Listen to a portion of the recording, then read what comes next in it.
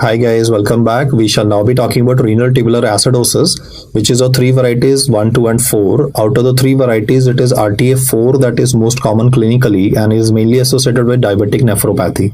But currently, we'll go in a serial order and first talk about manifestations that would be seen with RTA type 1, which is called as the distal variety of RTA, and it is the distal converter tubule that is involved in this case. From physiology, you are aware of these cells which are called as alpha intercalated cells as well as beta intercalated cells. Well, what do these alpha and beta cells do? The alpha cells are responsible for hydrogen excretion from the body, and the beta cells are responsible for bicarbonate excretion from the body. You can see why we study that the distal tubule plays an important role in maintenance of the pH, or it plays an important role in maintenance of acid-base balance in the body. What happens in patients of RTA1, and I'll just put a line over this to say that alpha intercalated cells are not functioning. Why that is so, we will discuss. But at the moment, you have to understand that the main fundamental problem that occurs in RTA1 is that the alpha intercalated cells are not going to work. So there is going to be impaired hydrogen excretion from the body. In the MCQ, either he can write the word impaired hydrogen excretion or he can write the word inability to acidify the urine. Both mean the same. No, if you can't excrete hydrogen, you can't acidify the urine of the patient, and therefore metabolic acidosis will start occurring in the patient. The second manifestation that occurs in these patients is impaired ammonium chloride excretion. Now, why that is so? Well, the explanation for that is that the basic function of human kidney is to maintain electroneutrality. So, if positive charges will not be lost, the negative will also be not lost, so that they will balance each other.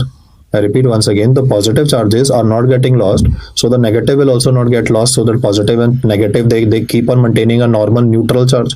So in these patients, you get two things together, impaired hydrogen excretion, impaired chloride excretion in the patient. The third manifestation that occurs will decide the prognosis of this patient also, because one of the important functions of DCT is against salt being absorbed by the sodium hydrogen antiporters. So since salt is not absorbed in this condition, where the distal tubule salt wasting will ensue, this in turn will now be triggering increased production of aldosterone. Aldosterone regulates sodium and water balance in the body. If you lose too much of salt from the body due to defect of the kidney tubules, then the values of aldosterone will be increased, and let us see what aldosterone does. The basic function of aldosterone is gain of salt and water, so it is trying its best to neutralize and get the salt back in the body. In that effort, it is also causing a loss in the urine of potassium and hydrogen. You know the normal action of aldosterone, gain of salt and water, loss of potassium and hydrogen. In this patient, I'm saying there is an exaggerated loss of potassium and hydrogen in the urine of the patient, and therefore hypokalemia component of renal tubular acidosis type 1 is explained by the salt wasting component. For the fifth manifestation, I'll put it like this, because this person is having metabolic acidosis, then this acidosis will impair tubular absorption of calcium. In the kidney tubules, we have these calcium sensitive receptors which help in gain of calcium. Acidosis environment in the cells impairs tubular reabsorption of calcium. The bad news is that this person will be having hypercalciuria. More calcium in the urine is again bad news, because it will chelate with phosphate, causing kidney stones in the patient. So nephrocalcinosis is a feature of renal tubular acidosis. Why? Because the calcium is not getting absorbed properly due to the acidic environment which has been created in renal tubular acidosis type 1. Therefore, the question then arises, after all, why is all this happening? One of the important causes for this could be multiple myeloma. The Bence-Jones proteins could be causing damage to the distal converted tubule. Then could be connective tissue disorder by the name of scleroderma, that is where you do that antibody test, anti-topoisomerase antibody. So the fibrosis is occurring in the distal converted tubule of the patient, and amphotericin B is also incriminated, the toxicity with it, with development of RTA1 in a patient. So apart from the three causes, one of the highlights of RTA1 which is to be remembered is kidney stones in a person. This condition will be having a development of metabolic acidosis, and he might write metabolic acidosis as either the word impaired hydrogen excretion, or he might just use the word inability to acidify the urine. Now let us compare the manifestations of RTA1 with that of RTA2. We shall now study regarding renal tubular acidosis type 2, which is characterized by damage to the proximal tubule. One of the primary functions of the proximal convoluted tubule is reabsorption of bicarbonate. So in these patients, you are going to read regarding bicarbonuria, and therefore the serum bicarbonate of the patient will be reduced. The proximal tubule is also responsible for absorption of salt. It is responsible for absorption of water. So most of the time, this condition is coexistent with Fanconi syndrome. What I mean by Fanconi syndrome is that the proximal tubule is malfunctioning because this part of the kidney plays a very important role in reabsorption of important, I would say, electrolytes as well as water. If you read a question that begins by saying that the person is having manifestations like phosphaturia or amino aciduria, whenever the tubules are damaged, they will always be salt wasting. So one of the integral features of tubular damage to the kidney is salt wasting. Along with that, water will not be absorbed, so polyuria. So all these manifestations, and then glucose will not be absorbed because glucose and salt, they glow together here. So he will also use the word glucosuria. Whenever all these terms are written together, your thought process should be that it is damage to the proximal convoluted tubule, and this word you are not going to read anywhere else in your medical literature, that is bicarbonuria. This will explain the metabolic alkalosis in this patient. If you check out the serum bicarbonate of the patient, it will usually be between 15 to 18 milliequivalents. Normal bicarbonate in our blood is 22 to 26 milliequivalents, and here you can take an average of 24. In this patient, it would be values between maybe 15 to 18 milliequivalents only. Therefore, let us now see what will you do to neutralize the metabolic acidosis of this condition. I will be starting my patient on thiazides. Now see what they will cause. Thiazides will contribute to volume contraction because they will lose water from the body. Already is losing water from the body. Remember, I am causing more water loss from the body. This volume contraction will cause a decrease in GFR. It will activate the RAS system. It will upgrade the aldosterone. And now see what aldosterone does. The aldosterone that I have deliberately tried to increase in this patient will try to get back more of salt and water. So one, I'm trying to get back salt and water back into the system. Second, the hyperaldosteronism in this case will cause urinary loss of potassium and hydrogen. So you can see that because there is a urinary loss of hydrogen, mark my words, the urinary loss of hydrogen, it is going to contribute to metabolic alkalosis. Even if you don't want to get into this explanation, I can say like this, that from pharmacology you are aware that one of the side effects of thiazides is metabolic alkalosis. My patient was having metabolic acidosis, I'm causing metabolic alkalosis in him. That means I'm trying to balance out this metabolic acidosis component. I repeat this description again. Thiazides contribute to volume contraction, cause a higher renin state. The more aldosterone causes urinary loss of hydrogen. You can see here hydrogen is kicked out. So there is urinary loss of hydrogen will cause alkalosis. Hydrogen is kicked out, alkalosis, and alkalosis will neutralize the metabolic acidosis component of the patient. So I'm trying to counterbalance the two.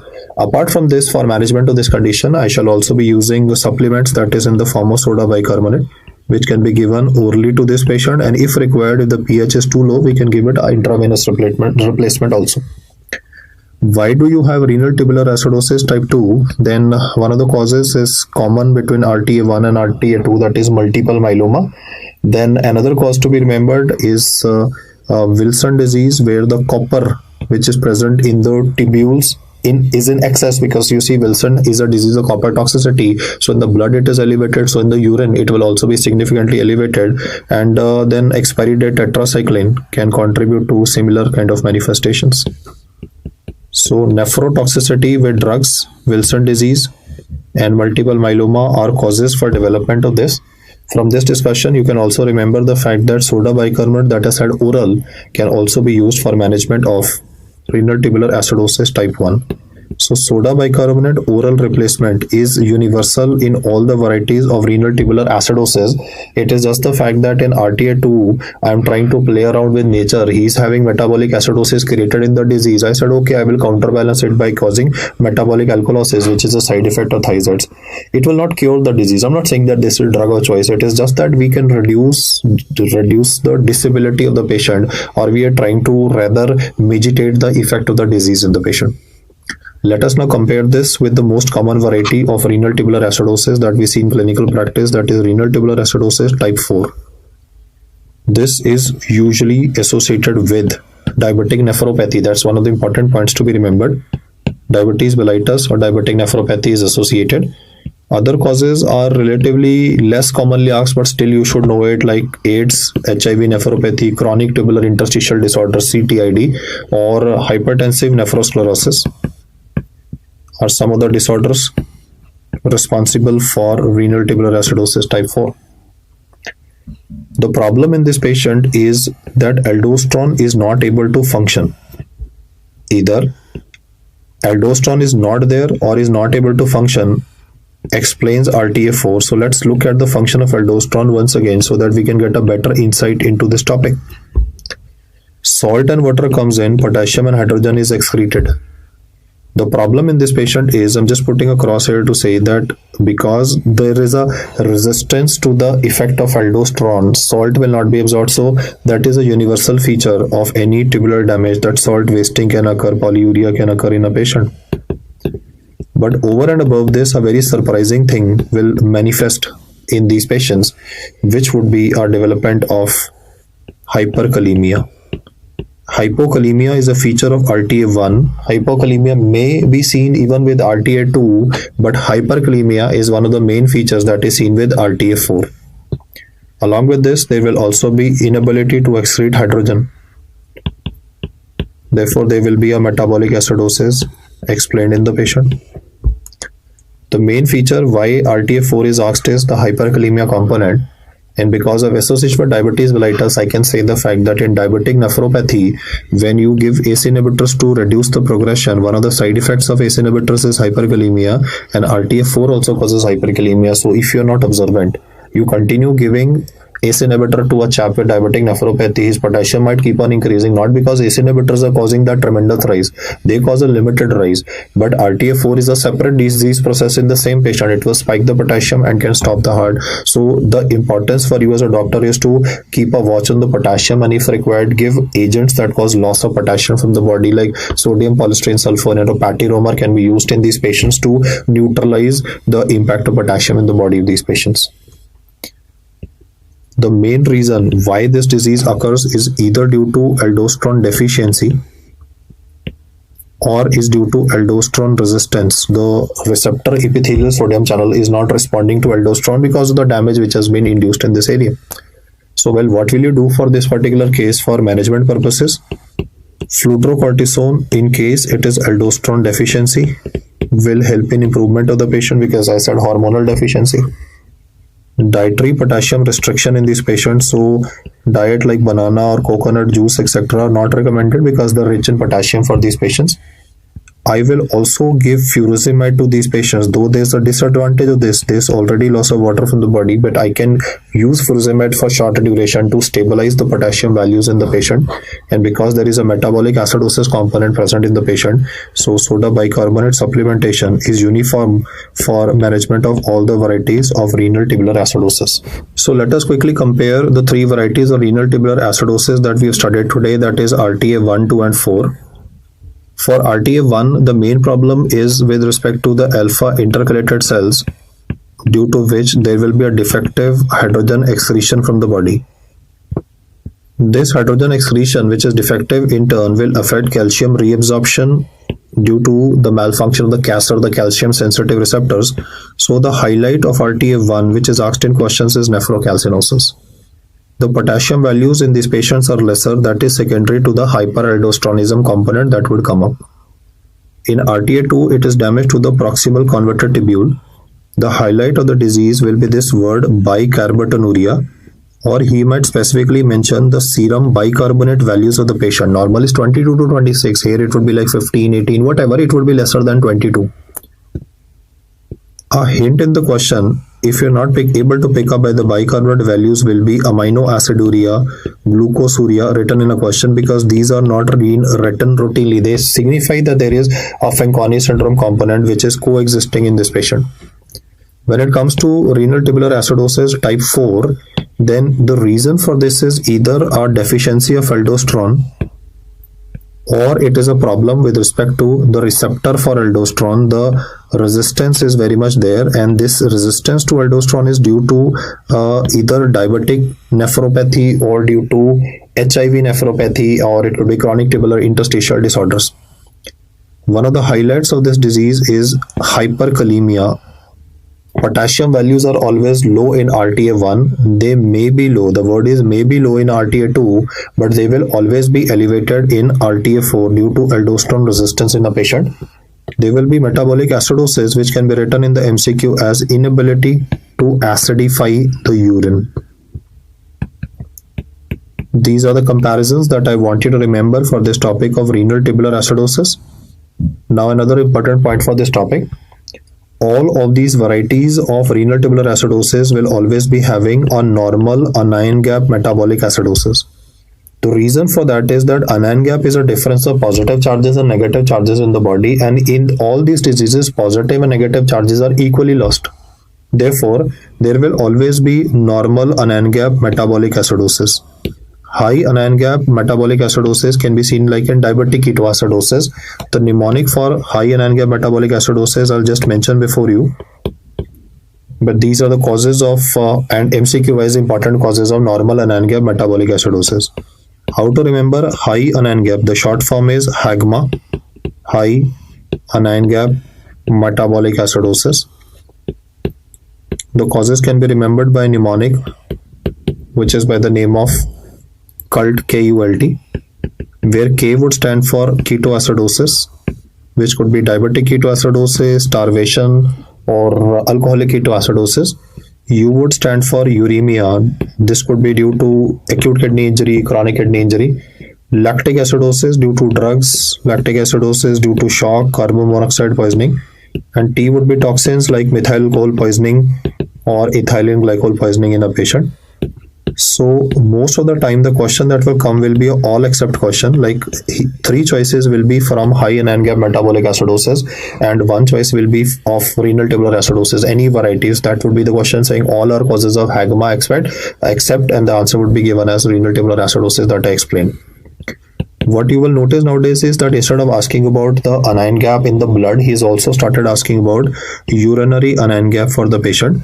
So at the moment, I would like you to remember this statement of mine that urinary anion gap is positive in renal tubular acidosis. I can go into the mathematics of that also, but instead of going into mathematics, we need to focus on the core issues that you need to answer. So remember my words, in the blood, the anion gap is normal, but in the urine, the anion gap is usually on the positive side in these patients. Urinary anion gap formula is different from that of the blood. It is sodium plus potassium in the urine. Mark my words there, we're talking about urine, right? It is sodium plus potassium, and from that we will subtract the chloride in the urine of the patient.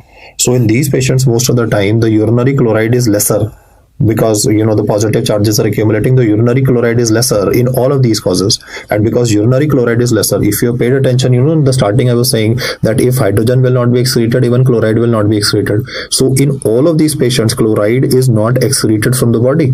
So if chloride is not excreted in the urine, it will be lesser. And if just look at this formula, if chloride in the urine is lesser, then the mathematical value of urinary anion gap will increase. So let's just put one more slide here to remember aspects related to RTA, renal tubular acidosis. The highlights of this condition are it will cause a normal anion gap metabolic acidosis, NAGMA. HAGMA was CULT and NAGMA is renal tubular acidosis. For RTA1, you need to remember aspect of kidney stones association. For RTA2, you need to remember bicarbonate or serum bicarbonate values which are given to be low. RTA4, you need to remember the hyperkalemia component which is associated with these patients thanks to the aldosterone resistance that develops in the patient. UAG means urinary anion gap in these patients is positive.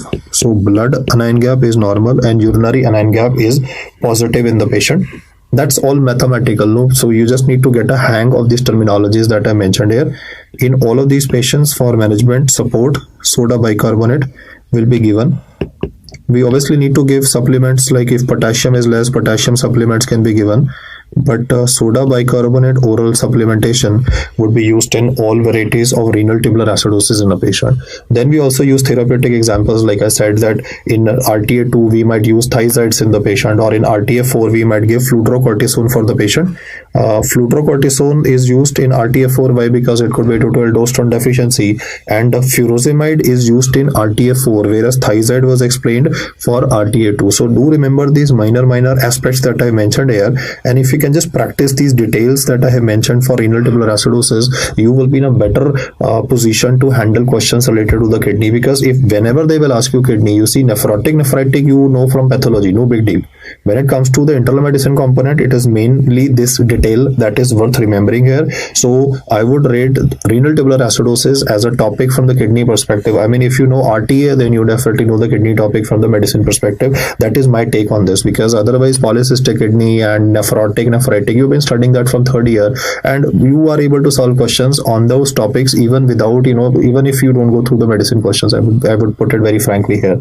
But then aspects like electrolyte imbalances, aspects like I have talked about Liddle syndrome, or I have talked about Gitelman syndrome, Gordon syndrome. Those are the aspects which basically define kidney from the medicine perspective. So do try to pay attention to these atypical aspects, which will increase your scoring power. Thank you so much for listening.